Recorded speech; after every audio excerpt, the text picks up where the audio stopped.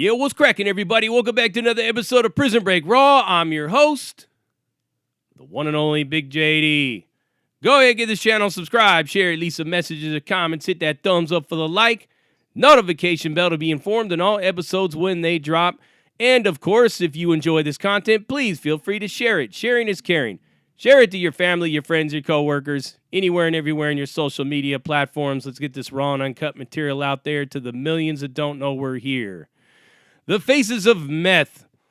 And I'm sure you've seen these posters and these pictures on social media in detoxes, sober livings, institutions, hospitals, prisons, jails, anywhere they were relevant to show you the before and the after effects of methamphetamine, somebody that's been spun duck on a sick one for days and days and months and weeks, however long, until they were finally caught by the cops and put up in front of the camera and mugshotted. The sick, twisted, distorted images that you see, somebody that has been living off of a McDonald's diet, hasn't showered in weeks, not a toothbrush to be found within 100 miles, and there they are. Those pictures, although are quite disgusting, they've never really much resonated anything with me because, like I've said before, I'm not really like a drug addict. Yes, I've always gotten high. Yes, drugs have always been around. They're par for the course when you're running amok. You got chippers from hardcore users that are strung the fuck all the way out. Anything and everything in between, right? My whole life revolved around crime. I don't never use drugs as a fall guy or a scapegoat saying that those are the reasons why I did what I did. I did, and I chose what I did for whatever reason it was. And the drugs were just there with it. But the tweaker, the antics of the tweaker have always fascinated me. To see what they do, to see the things that they will engage in that you wouldn't normally engage in unless you were high as a fucking kite. One prime example was many, many years ago. I watched this dude duct tape a flashlight to his forehead, 3 o'clock in the morning, mowing the lawn in El Nino rain. But he wasn't just mowing the lawn. All right, the ingenuity kicked in for this guy. He took a bicycle and a lawnmower and combined them together, and he was just straight pedaling around the yard, mowing. Rain pouring down on him, flashlight in his forehead, 3 o'clock in the morning, happy as fuck as can be, high as a goddamn kite. This same gentleman, I'm going to share with you a very interesting and funny story that happened with this guy. Now, everybody has that one tweaker that's around the neighborhood. I mean, he's the tweaker of the century. He is the ultimate cream of the crop, spun duck that you can imagine. He is the epitome of faces of meth. He's the godfather of it. He is God on the mountain of shards. This is the dude, the one and only. I'm not going to throw his name out there because, I got a lot of love for this dude. We've had our ups and our downs. I've had to knock him out a couple of times. I've had to chase him down a few times. I've shot at him a few times. I think I might have even stabbed him once. I don't know. I might have. But I do know that I slapped him across the face one time with one of them little Dodger bats because he upset me one day. But this cat in particular would bring anything and everything to my house that he could walk through the door, wheel through the door, or carry through the door and try to offer it to me for some dope or to clear up his debt. He was like that guy on Menace to Society with the double cheeseburgers and he'll suck your dick just to clear his debt. He was that bad. He was bad. I mean, you would find him one time rummaging around in the trash can. Me and my boys walking by and hear something like, "Say, man, that's fucking dude in there." He'd pop up, jump up out of there, butter wrapper stuck to his back, shaking a pork and bean can off of his shoes with a VCR. Like, "I just got this VCR, man. I know you need this." And I'm like, "Yeah, well, you know what? I got a DVD player these days, man. Not really looking to have a VCR." But he looks at everything that he's got like if it is a treasure that he just pulled out of the Caribbean. That's how much emotion and invested that he has in this. Selling everything as if it was a Maserati. This dude had involved me in so many different things that were good, that were bad, mostly bad, I gotta say. It never ended well for some goddamn reason. It's worse than the golf clubs with this guy. And actually, he was one of the people that brought me golf clubs at one point in time. But any time this dude involved me in something, it never turned out to be what it was. And he would sell you a dream. He would sell you a dream. But basically, he was trying to sell you swampland in Arizona. Because it never ended the way he said it was going to end. Never. It never ended that way. And I'm sure you guys know what I'm talking about. Well, this one day, this dude's blowing up my pager. 911, 911, 911. Remember, this is back in the days. Blowing it up, blowing it up, blowing it up. I don't know where he got all the quarters because he was calling from a payphone. You could tell by the number that it was a payphone. So I called him back and he answered on the first ring. He's like, damn, JD. Hey, man, I have the fucking deal of a century for you. And it was always a deal of a century, deal of the decade. I mean, Jesus Christ. I'm like, what could it possibly be this time? I'm like, look, man, I don't need a toaster. I don't need a blender. I don't need a mountain bike. I don't need a craftsman set of tools. I don't need a socket. I don't need this. I don't need that. I don't need a door. Dude actually brought me a door, a front door, like solid wood, oak wood door to my house. He brought me a diamond. What he thought was a diamond was in a little baggie one time. It was a teardrop. Swore it was a diamond, a real diamond. We took it to the jeweler and found out it was bullshit. It wasn't a real diamond. You know? I don't know why I got drawn into this. Hook, line, and sinker every time for some reason. Most of the time, I could say. There were a lot of times I told him to fuck off and hung up. But this one time, I don't know what it was, but he's just like, you have got to see what I got. You got to see what I got. And I'm like, what could it possibly be? I'm like, well, what is he? He goes, you got to come down here and, I'm over. I'm like, well, what is it? What do you have? What is it that's so important? He's like, man, I got a safe. A safe, a big-ass fucking safe. I'm like, how the fuck did you get a safe? And he goes, well, I'm having some trouble, getting it. He had it on a dolly, but the wheels on the dolly broke. One of the wheels broke. So now he's stuck in the middle of somewhere with this safe just sitting there and a busted dolly. Man. And I'm just like, he's like, I know there's something in there, man. I've moved it around. I've pushed it. And I'm like, how the fuck did you lift that thing? He's like, well, it's really not that heavy. It's not a big giant safe. It's, I'm like, okay, all right. But what, how do you know there's anything in it? He goes, I hear things moving around in there when I turn it in over end. So there's things moving around in there. So there's something in this safe. I'm thinking, damn. I'm like, well, what part of town? He told me the part of town he got it on. I was just like, maybe finally this was actually something tangible, something good, maybe, finally. I was willing to give him the benefit of the doubt. Now, I was messing with this one girl, right? And I was like, drive me over there. I was like, I'm not going to use my own car for this shit. I'm pretty sure that we would probably get busted some way. So this chick drives me over and she's nagging, she's bitching, man. We're fighting, we're arguing. I mean, we're talking a week earlier when I was driving her around. I sent her into the Circle K to go get me a pack of Marlboro Reds, and I just took off and left her ass there. So she returned the favor this night, and you're going to find out just how she did that. So she drives me out to where this dude is at with the safe. He's got it off in the cut somewhere in the dark. He's shaking his hands. He's happy as fuck, man. He thinks that he came up on like the Mona Lisa or some treasure out of Fort Knox. I mean, this dude is like, I know there's something good in there, and we're going to have to crack it open. I don't know the combination. It's locked and all this shit like that. I'm just like, okay, all right. The minute I'm over there, I'm starting to walk back to the car because I had another dolly in there. This bitch takes off and leaves me there. Takes off. She's gone. The fucking middle finger out. Middle finger out the window, telling me, see you asshole, smell smoke. Sucks to be you, huh? Karma's a bitch. All that shit yelling at me as she's driving down the road. Now I'm stuck with this guy in the middle of the night with a safe and a busted dolly and no way to get it out of there.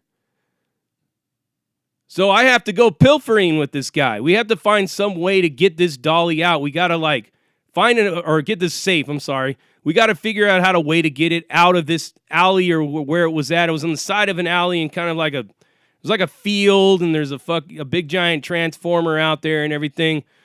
So we're rummaging around in different places. He's in one dumpster. I mean, he just literally drops in like a gopher into one dumpster, rummages around in there, jumps up, pops back up, gets out, and he's like, "Say, man, you wouldn't happen to have a little bit of shit on you right now, kind of like it'll really make me move faster." And I'm just like, "Dude, let's just get this over with, man, for reals. Let's get this over with before the sun comes up." Well, I get on the phone and go around the corner. I'm like, I got to at least try to call somebody. Call anybody and everybody. Nobody was answering. Nobody was answering my pages. Nobody was responding back at all. I was on my own. But once I saw this safe, I'm like, yeah, I moved it around. There was things in there.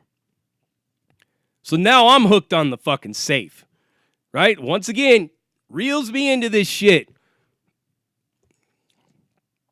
We managed to find one of those things.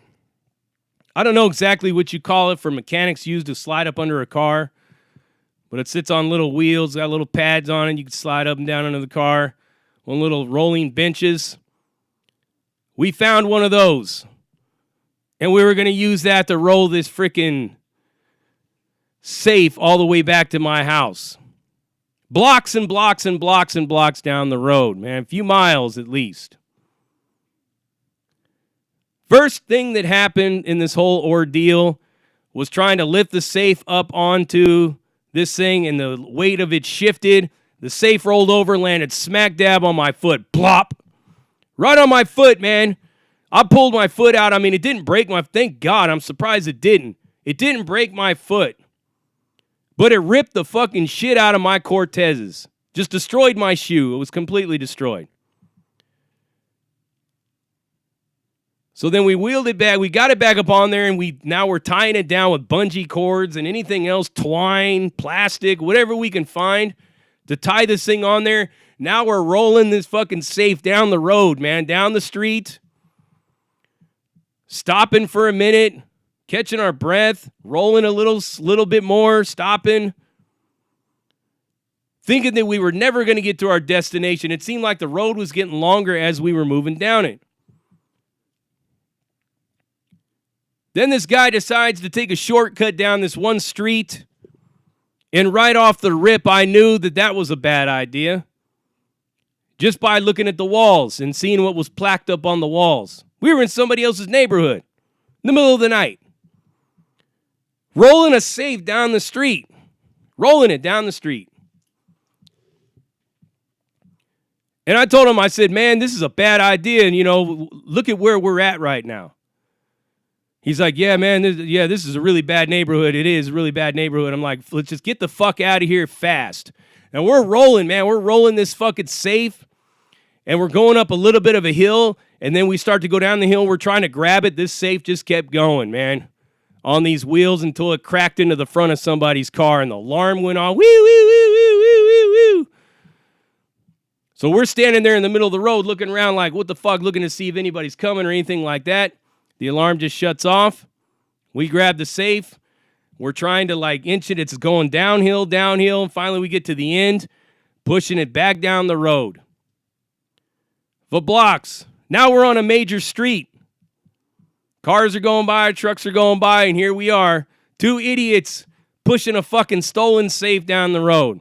Don't know why I would get involved in something like this, but I did. Finally, as the sun was just peeking up over the horizon and it was morning time now, all of a sudden, my shoes are fucked up, my clothes are dirty, I'm sweating profusely. We get to my house. Now, how do we get the safe open? And I'm sure you've seen all the movies and everything like that. Guy comes up, he's like, well, we got to get a stethoscope and listen and turn the wheel. Where the fuck are we going to get a stethoscope? But he knew where to get one because he dug one out of the trash some time ago, and he was digging around. Went over to his house. He's digging around and all this shit, spending a whole nother hour trying to find a stethoscope. Finally found it, go back to my house, plop it in my ears, stick it on there and spin the wheel. Nothing happened. I didn't hear a goddamn thing. Nothing. So then we're drilling into it. We're cutting into it. He's trying to stick a file in the sides to cut the things off, all these things. So he comes up with a brilliant idea of dropping it into the swimming pool. So if you drop it in the swimming pool and you fill it up, we could blow the lock off with something. What are we going to blow the lock off with? But, I mean, I didn't know shit about this, so I agreed to it. So then we took it, we put it on a dolly this time because we were back in my house, wheeled it down to the swimming pool, dropped it in the deep end, bloop. It just sunk straight to the bottom, man. So now how are we going to get the fucking thing out of there? So this genius comes up with the idea of strapping some 25-pound dumbbells onto his foot and dropping down in there and pushing it. Well, he gets stuck down in there, and I got to go and pull him back up before he drowns. We ended up getting this safe out of there. I don't even know. It didn't really even fill up with water. It was pretty airtight, which was cool. Take it all the way back up the stairs, back into my garage. We managed to find somebody to look at it. Somebody knows a little something about these things. And it wasn't like the greatest safe in the world, and it had a little key hole that was right in the center of the dial. So the dude just went and jimmied the lock and popped it open. We got the safe open, finally. But you will never believe in a million years what was in this fucking safe. You could keep on guessing right now. You will never come up with the right answer. I couldn't believe it myself. I didn't know whether to laugh. I didn't know whether to cry. I didn't know whether to laugh or to cry. I didn't know if I was going to go insane and start going beep, beep, beep, beep, beep, beep, beep, and playing with my limbs and just start bouncing off the walls like a cartoon. But it was just like, oh my fucking God. Hours and hours of my life that I can't get back. Putting my life at risk, rolling a safe through somebody's neighborhood, possibly getting pulled over by the cops. 2 idiots pushing a safe down the street in the middle of the night. We cracked open that safe door and come to find that it was full of dildos. Dildos! All sizes and shapes and colors. Strap-ons. Double-headed dildos. Dildos of various different shapes. Dildos that glue in the dark. Dildos that plugged into the wall. Dildos that had a suction cup that stuck to the wall. A cat of nine tails. A couple of chains and a few pornos.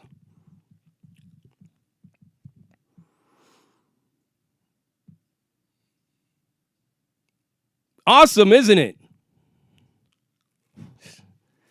I got to tell you, it's those things that really stand out the most to me about meth. Meth users and stuff. This dude trying to find the silver lining in all these things as I'm strangling him almost to death. And my other buddy trying to pry me off of him. Dildos. Yeah, well, I mean, I don't know why whoever had this safe was locking their dildos and things up in this box. But that's all that was in there. And everything you thought you knew about opening a safe or anything to that effect goes right out the window because you don't really know shit. You could drop it in a pool. Don't really know what that was going to do to begin with because I guess they're talking about blowing the lock off, putting dynamite on it, doing whatever it was, trying to cut through it, trying to drill through it, the stethoscope, everything, nothing worked. Finally, somebody figured out how to get it open, and there was nothing but dildos in there. There's really no moral to this story at all, like the last one, but I think what it is more so is that the dedication and the will to want to make something, a bad night, go right, and to accomplish something good in all this, and to come up on something, but karma always manages to catch up to you and kicks you in the ass. And this is just one of them prime examples right there. Safe full of dildos. The biggest fuck you that somebody could ever give you in one night was that right there. And you heard it right here. Prison Break Raw, uncut, uncensored, no holds barred, non-sugarcoat, not politically correct, all up in your face, slapping you with that dick of reality or dildo of reality. And I'm out.